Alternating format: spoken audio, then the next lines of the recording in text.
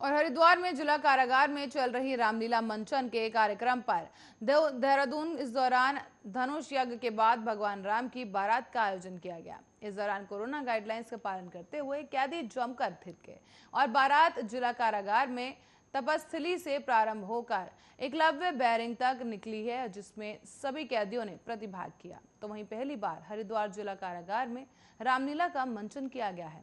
Haridwar jail अधीक्षक मनोज आर्य ने बताया कि जेल में चल रही रामलीला में सीता स्वयंवर का मंचन किया गया। बारात जिला कारागार में तपस्थली से प्रारंभ होकर एकलव्य बैरिंग तक निकली थी और इस दौरान कोरोना गाइडलाइंस का भी पूरी तरीके से पालन करते हुए कैदी जमकर थिरके। बताते चले कि जेल अधीक्षक ने बताया है कि इस तरह के कार्यक्रमों से कैदियों में आपसी मेलजोल भी बढ़ रहा है और इसके साथ साथ ही कैदियों के चेहरे पर मुस्कान भी देखने को मिली। रामलीला के मंचन में कैदी बढ़ चढ़कर भाग ले रहे हैं।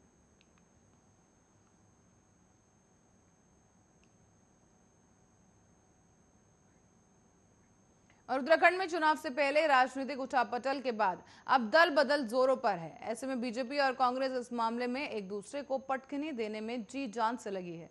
बीजेपी ने एक कांग्रेसी और 2 निर्दलीय विधायकों को अपनी पार्टी में शामिल कराया था और उसके बदले सोमवार को कांग्रेस ने यशपाल आर्य और उनके बेटे संजीव आर्य की घर वापसी कराई थी। अभी भी उत्तराखंड में कई नेताओं के दल बदल की आशंकाएं जताई जा रही हैं।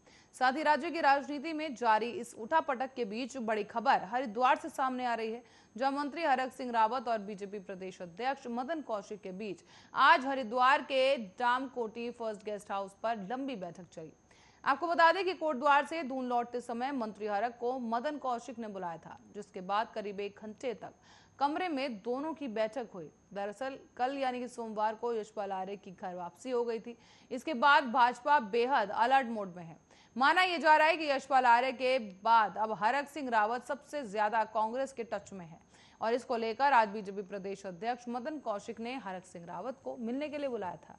दोनों के बीच क्या बात हुई ये फिलहाल पता नहीं चल सका है, लेकिन तय है कि हरक की कांग्रेस में वापसी की आशंकाओं के बीच मदन कौशिक ने उन्हें मनाने की हर संभव कोशिश की होगी। ऐसे में हरक सिंह की राजनीति को करीब से जानने वालों को पता है कि हरक बार्गेनिंग के बादशाह हैं और हाल ही की कई घटनाओं से बीजेपी आलाकमान भी समझ गया होगा कि हरक को रोके रखने के लिए क्या करना पड़ेगा। ऐसे में राजनीति के इस पक्के खिलाड़ी से प्रधानमंत्री ने ऋषिकेश दौरे के दौरान हालचाल भी पूछा था।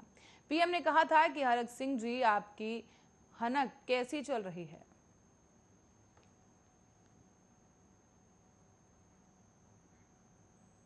और रुड़की के झबरेड़ा स्थित बल्लूपुर में गांव में एक 13 वर्षीय युवक ठेली पर चाउमीन बेचने का काम करता था। बीती देर शाम को गांव के ही एक युवक ने उसका चाउमीन खाने को लेकर विवाद हो गया।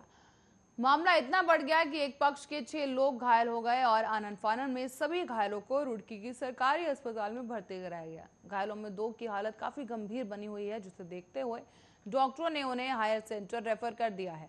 आपको बता दें कि झाबरेड़ा थाना क्षेत्र के बल्लूपुर गांव निवासी दलबीर के पुत्र मोहित, जिनकी उम्र 13 साल है, वो चाउमीन और मोमोज बेचने का काम करता है और बीती देर शाम को गांव का ही एक प्रवीण नाम का शख्स उसके अपने दोस्तों के साथ चाउमीन खाने के लिए पहुंचा था, जहां मोहित ने चाउमीन खत्म होने के बाद ये बात कही।